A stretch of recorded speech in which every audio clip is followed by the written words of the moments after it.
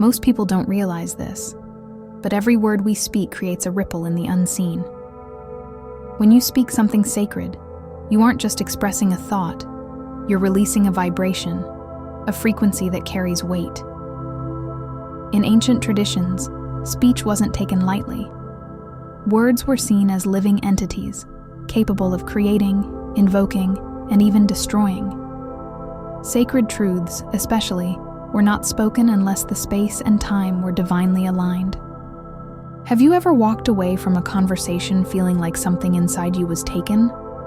That's not your imagination. Speaking certain things without spiritual covering can invite unseen resistance.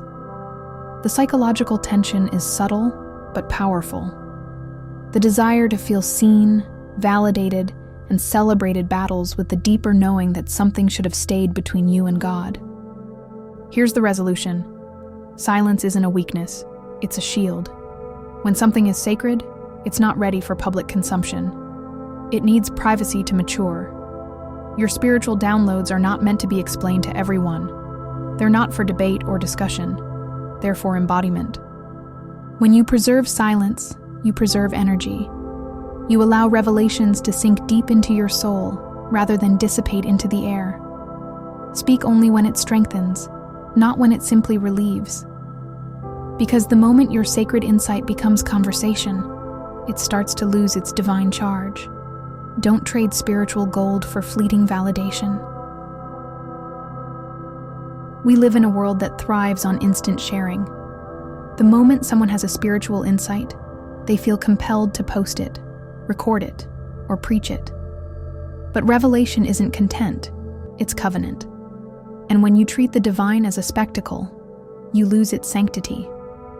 Divine insights arrive like seeds, small, often fragile, and meant to be nurtured in the soil of your own spirit before being exposed to the elements.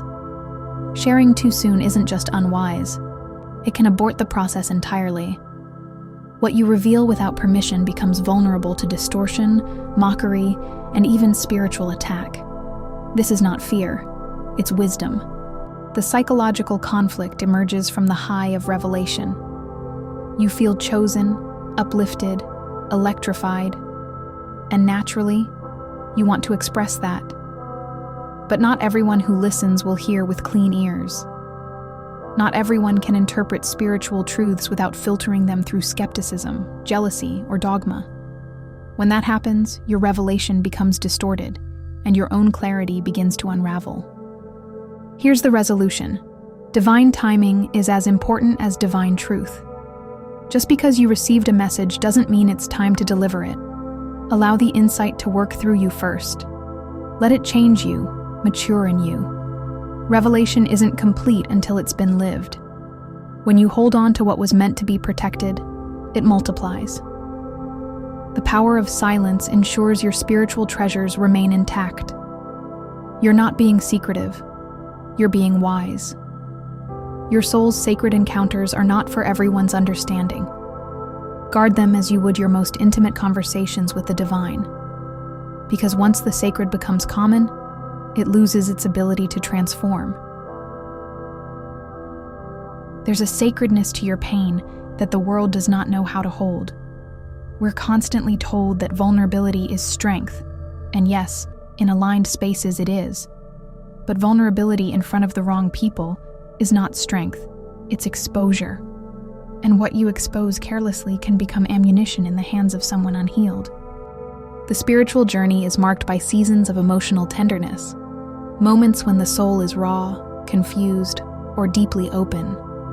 In those times, you may feel an overwhelming urge to talk it out, to tell someone your pain, just so you don't have to carry it alone. But not all listeners are healers. Some people collect pain like currency. Some turn empathy into gossip. And some simply do not have the depth to understand the sacred language of your suffering. The tension builds here.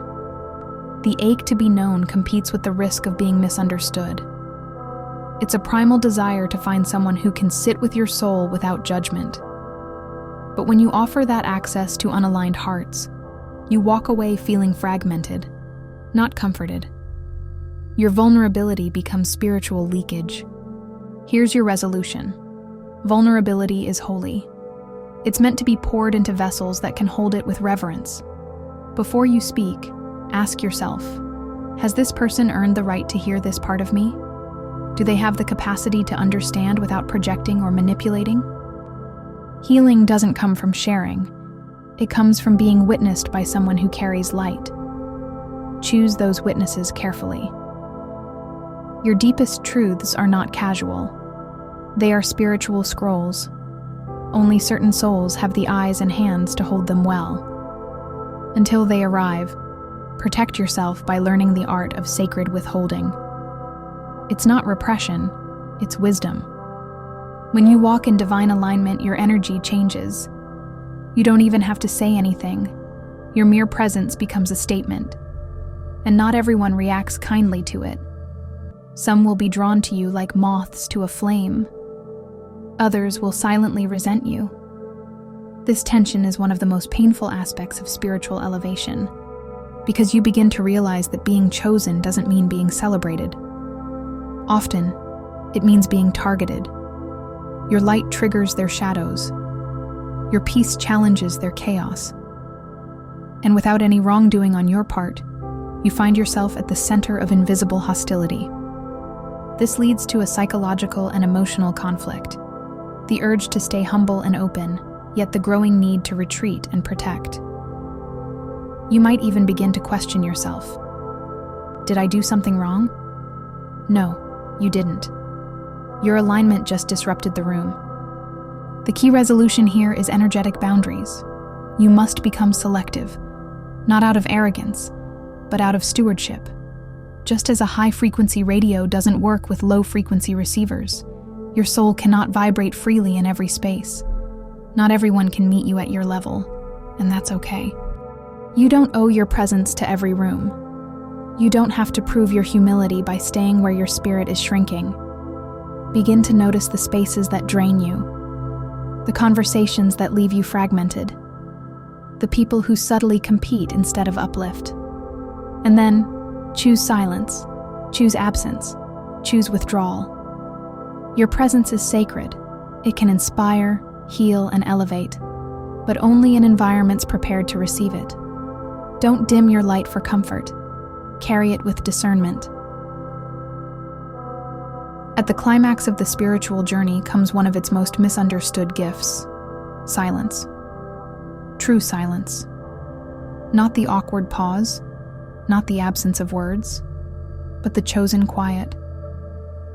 The kind of silence that is sacred, intentional, and deeply powerful. You begin to realize that the most profound truths lose their sacredness when spoken too often. That every word has an energetic cost, and not all conversations are worth the expenditure. In silence, you are not inactive. You are absorbing, listening, aligning. And in that alignment, clarity is birthed. The tension here is profound. The world demands your voice. People expect explanations. Social pressures push for presence. But every time you resist the urge to overshare, you reclaim a piece of your soul. Silence isn't about withdrawal. It's about access. You're closing the gates to the wrong energies so that the divine can enter unobstructed. The resolution lies in understanding that silence is your strongest spiritual weapon. It's what protects your revelations. It's what shields your emotions. It's what deepens your intimacy with the divine. You don't have to broadcast your breakthroughs. You don't have to explain your transitions. Growth doesn't require public commentary. Let your silence become your sanctuary. The more you mature spiritually, the less you'll feel the need to narrate every part of your path. You'll begin to feel peace in privacy, power in restraint. And when you finally do speak, your words will carry the fire of heaven, not the desperation of being heard. Remember this: in your silence, miracles are organizing. You've just walked through truths that few dare to speak. In a world drowning in noise, your silence can be sacred. In a culture obsessed with exposure, your discretion can be your shield. And in times of confusion, your alignment is your anchor. If this message stirred something in you, an awakening, a reminder, or even a challenge, honor that feeling. Don't let it fade. Let it change the way you speak, the way you protect your energy, and the way you walk with the divine.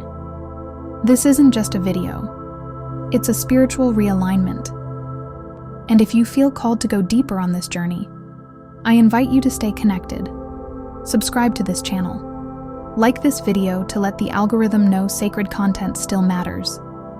Share it with someone who's been speaking too soon or trusting too easily. Someone who needs to be reminded that silence is power. And most importantly, comment below. What sacred truth are you now choosing to protect? Your words may be the mirror someone else desperately needs. Together, let's build a space where spiritual maturity is honored, not exploited. Where presence is protected, not drained. And where silence isn't feared, but revered. Thank you for watching. Stay grounded, stay guarded, stay aligned.